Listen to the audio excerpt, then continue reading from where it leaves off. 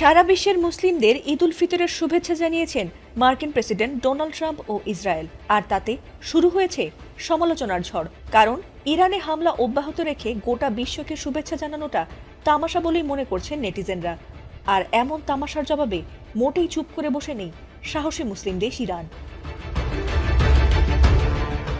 Ayatollah Ali Khamenei সহ গুরুত্বপূর্ণ নেতাদের হত্যা করায় ট্রাম্প, ইসরায়েল ও তাদের বন্ধু দেশের ওপর চরম খেপেছে ইরান। আর তাই প্রতিশোধ নিতে লাগাতার হামলা চালিয়ে তাদের নাস্তানাবুদ করেই চলেছে দেশটি। এমনকি সারা বিশ্বের মুসলিমদের কাছে ঈদের শুভেচ্ছা জানিয়ে সেই ঈদের মধ্যরাত থেকে ইসরায়েলের হামলার দাঁত ভাঙা জবাব দিতে এবার মাঠে নেমেছে ইরানি বাহিনী। ইরানে শনিবার একই সঙ্গে পালিত হচ্ছে পবিত্র ঈদ উল ফিতর ও নওরোজ বা ফার্সি নববর্ষ। তবে এই দ্বৈত উৎসবের শুরুতে ইসরায়েল ও যুক্তরাষ্ট্রের গুরুত্বপূর্ণ স্থাপনাগুলোতে ব্যাপক ক্ষেপণাস্ত্র ও ড্রোন হামলা চালিয়ে সেগুলো গুড়িয়ে দিয়েছে বলে জানিয়েছে ইরানের ইসলামী বিপ্লবী গার্ড বাহিনী IRGC। আর হামলার পর বিশেষ করে ইসরায়েলের বিভিন্ন গুরুত্বপূর্ণ শহর যেন কার্যত ধ্বংসস্তূপে পরিণত হয়েছে। এমনকি ভারত মহাসাগরের কাছে মার্কিন ও ব্রিটিশ ঘাঁটিতেও হামলা চালিয়েছে ইরান।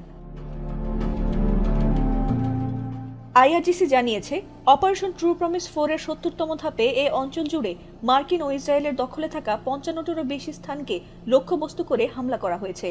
আর সেই অভিযানে সৌদি আরবের আল খার্জ, সংযুক্ত আরব আমিরাতের আল দাফরা, কুয়েতের আলী আল সালেম, ইরাকের কুর্দিস্তানের ইরবিল এবং বাহরাইনে অবস্থিত মার্কিন ৫ম নৌবহরের সদর দপ্তরে হামলা চালানো হয়েছে।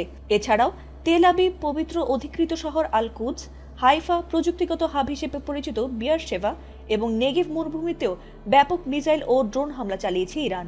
আর হামলা করার পর সেই এলাকাগুলোতে প্রচণ্ড বিস্ফোরণ হয়ে দাউ দাউ করে আগুন জ্বলছে বলে জানিয়েছে তারা।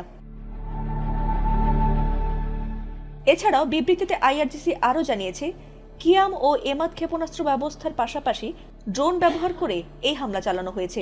প্রতিশোধের এই পর্যায়ে তারা খোররামশাহ 4 এবং বহুমুখী ওয়ারহেড সমৃদ্ধ কদর ক্ষেপণাস্ত্র হামলা চালিয়েছিল, যাতে করে শত্রুদের ধারণার চেয়েও বেশি ক্ষয়ক্ষতি সেখানে হয়েছে বলে দাবি করেছে তারা। এমনকি পবিত্র ঈদ উল ফিতর উপলক্ষে এই হামলার সময়টি মুসলিমদের জন্য একটি নতুন আঞ্চলিক ব্যবস্থার ভিন্ন এক ভোরের প্রতিফলন ঘটিয়েছে বলে জানিয়েছে বিপ্লবী গার্ড বাহিনী।